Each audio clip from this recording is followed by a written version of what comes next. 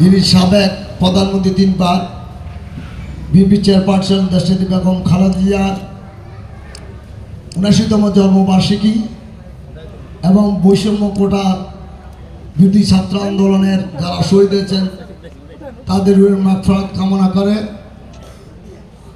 তারেক রহমান বাংলা জাতীয়বাদী তারেক জিয়া প্রজন্ম দল লালগঞ্জ জেলা শাখার উদ্যোগে দোয়া মাহফিল। দোয়া মাহফিলে সভাপতি নূর মোহাম্মদ, সাধারণ সম্পাদক সানি এবং যুবদল নেতা ফয়জুল্লাহ সজল সহ তারেক জিয়া প্রজন্ম দলের জেলা এবং মহল্লা নেতৃবৃন্দ।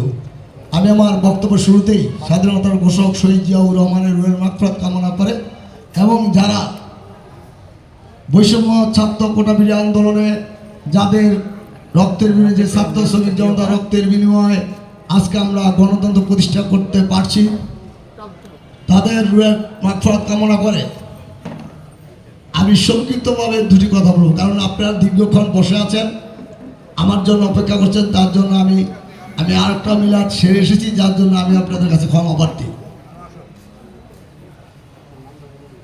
বিগত খুনি হাসিনা সরকার, উনি বাংলাদেশের সরকার ছিলেন না, উনি পার্শ্ববর্তী একটি দেশের তাবেদার সরকার ছিল। উনি মনে মনে ভাবতেন ওটা ওই দেশের অঙ্গরাজ্য, তাই ওই দেশের ইশারা উনি এই 17 বছর বাক স্বাধীনতা, সংবাদপত্রের স্বাধীনতা, গণতন্ত্র হরণ করেছেন, সর্বশেষ মানবাধিকার এবং রাজ্য অধিকার কেড়ে নিয়েছেন। আপনারা দেখতে পেরেছেন সেই খুনি হাসিনার কি অবস্থা হয়েছে, লাস্টে কি হয়েছে, ছাত্র জনতা শ্রমিকের আন্দোলনের কারণে তাকে পদত্যাগ করে দেশ থেকে পালাতে হয়েছে। তো আপনারা কি চান আগামী দিনে বিএনপি যদি ক্ষমতা আসে বা আমরা জনগণের কাছে ভোট চাওয়ার জন্য যাই আমাদের অবস্থা এরকম হয়? যদি না চান, যদি চান যে আমরা বাংলাদেশে একটি তারেক রহমানের নেতৃত্বে এবং খালেদা জিয়ার নেতৃত্বে একটি সুখী সমৃদ্ধ শান্তিপূর্ণ বাংলাদেশ উন্নয়নশীল রাষ্ট্র হিসাবে প্রতিষ্ঠিত করতে চাই, যেখানে গণতন্ত্র থাকবে, যেখানে বাক স্বাধীনতা থাকবে, যেখানে সংবাদপত্রের স্বাধীনতা থাকবে, যেখানে সরকারি দল বিরোধী দল সবাই থাকবে, মানবাধিকার লঙ্ঘন হবে না, সেই সরকার যদি প্রতিষ্ঠিত করতে চান তাহলে আওয়ামী লীগের মতো কেউ চাঁদাবাজি করবেন না, কেউ কোনো জমি দখল করবেন না, কেউ মাদক ব্যবসা করবেন না, কেউ মাদক আসক্ত হবেন না। আমি একমাত্র ব্যক্তি, আমি অ্যাডভোকেট আবুল ইসলাম টিপু বলতে চাই, নারায়ণগঞ্জের বিএনপির কে কি করলো সেটা আমার দেখার বিষয় নয়।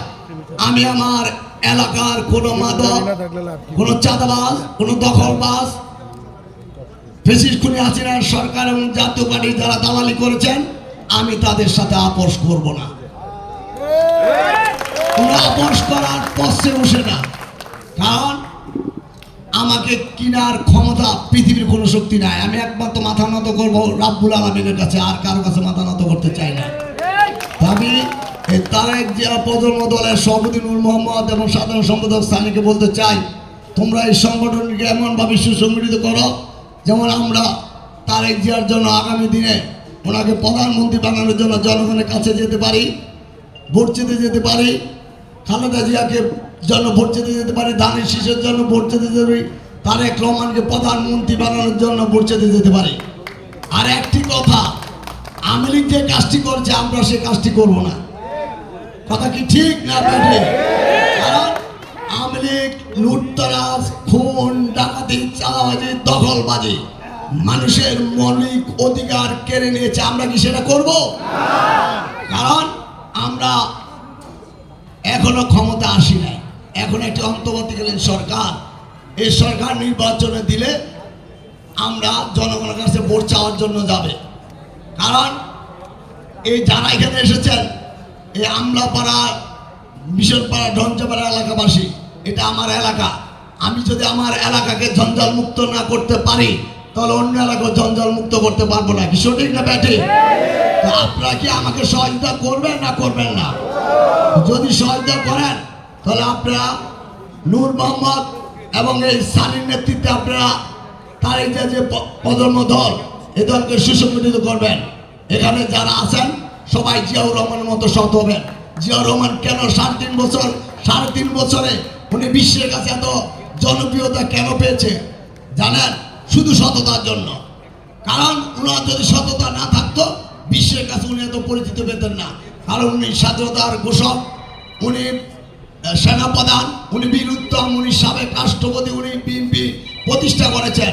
অতএব শহীদ জিয়াউর রহমান এই নামটি ছোট হলো, তার সুনাম ব্যাপক। তা আমি বলতে চাই, আমি আমার নাম মহানগর বিএনপি আপনাদের সর্বাত্মক সহযোগিতা চাই, আপনারা পাশে থাকবেন। কিন্তু আমি চাই না আমাদের কোনো মাদকাসক্ত, কোনো মাদক বিক্রেতা, কোনো লোক চাঁদাবাজ, দখলবাজ আমাদের রাজনৈতিক ব্যানার ব্যবহার করে কোনো অপকর্ম করতে পারে।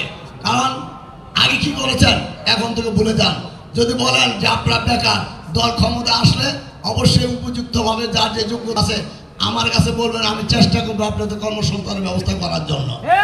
আর পাশাপাশি বলতে চাই, আপনারা আমাদের নেত্রী বেগম খালেদা জিয়ার সুস্থতা, রোগ মুক্তি কামনার জন্য দোয়া করবেন, তারেক রহমানের জন্য দোয়া করবেন, যারা যে সকল ছাত্র শ্রমিক জনতা শহীদ হয়েছে তাদের জন্য দোয়া করবেন, আর যারা এখনো অসুস্থ হসপিটালে চিকিৎসাধীন আছে তাদের জন্য দোয়া করবেন।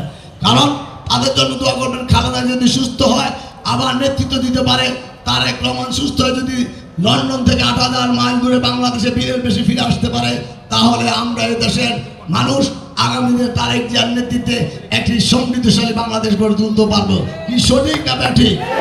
যদি সঠিক হয়ে থাকে আপনারা আগে কি করেছেন সব কিছু ভুলে যান। আগামী দিনে সংশোধন হয় এই তারেক জিয়া পদম নাম যার ব্যানারে নূর মোহাম্মদ এবং সানি নেতৃত্বে কাজ করবে। অবশেষে আমি আপনাদের সবার সহযোগিতা কামনা করে, আপনাদের দীর্ঘায়ু সুস্বাস্থ্য কামনা করে, পদ্মার অন্তরালে যে সকল মা বোনেরা আমার বক্তব্য শুনছেন, আমি সবার সহযোগিতা দোয়া কামনা করে, খালেদা জিয়ার জন্য দোয়া, আমার রাজনীতি তারেক রহমানের জন্য দোয়া, এবং জিয়া পরিবারের জন্য দোয়া, এবং আমাদের অত্র যারা বিএনপি করেছে তার হানিফ কবির